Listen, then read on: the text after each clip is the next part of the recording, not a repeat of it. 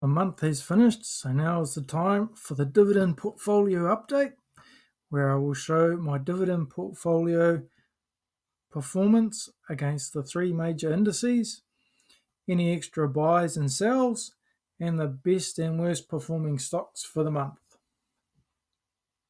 But before we get into all of that, in case you're new to the channel, I'm Andrew, and this is my investment journey, where I like to talk about dividend paying stocks, where you can invest in them to receive passive income and reach financial freedom.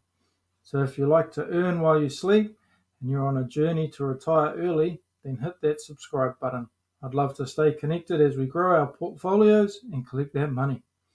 Speaking of which, leave me a comment below and let me know what stocks paid you a dividend this month. I'm curious to know how well you did. So on the 1st of July, my dividend portfolio in Sharesies was sitting on $24,346. I put in $2,444 over the course of the month, with the dollar cost averaging taking up most of that money, and my total returns went up by $1,396. Not too shabby for 1 month. Which brings me to my percentage gain. And did I beat the S&P500, the Dow Jones, and the NASDAQ?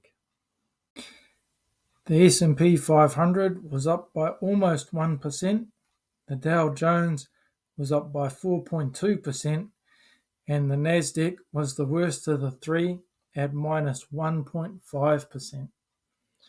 And my dividend portfolio did 5.5%, which is not too bad.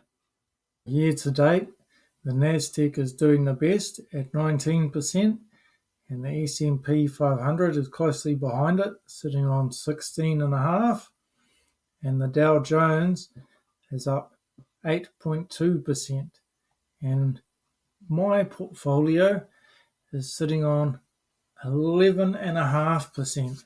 So I beat the Dow Jones, but not the S&P and the NASDAQ.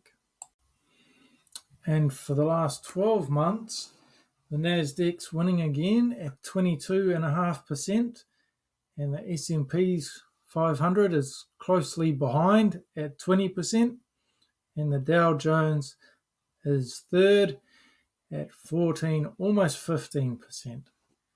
And my dividend portfolio is sitting at 13%, just in behind the Dow Jones. So over the long haul, my portfolio is not doing so well, but hopefully with a few tweaks, we can get it to catch back up to at least the S&P 500. Now on to my best and worst performing stocks for the month. And starting with Prologist, which makes up 2.28% of my portfolio, and that I'm DCAing into.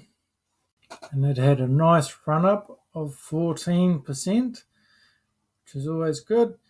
Has a gross dividend of 3%, and I think it's $308 that I've put into it, and it's up 13.7, almost 14%. Very nice. The next company is Lowe's. That makes up 0.78% of my portfolio. And in the last month, it is up almost 15%. And Lowe's has a gross dividend yield of 1.87%. And my simple return is 11.5%. The last great performing stock for this one is American Tower, which makes up 2.33% of my portfolio, and has been up by 17.5%. It's doing really well. And my total returns for this stock are actually doing better at 18.8%. Looking good. Now, on to my worst performing stocks, which is Nvidia, which makes up 1.47% of my portfolio. And Nvidia is currently down 12% so far this month. On a total returns basis, though, I'm up 137%, and I only put $94 into it. The last underperforming stock is Dell, which makes up 1.23% of my portfolio, and Dell dropped by 24% and has a dividend yield of 1.5%.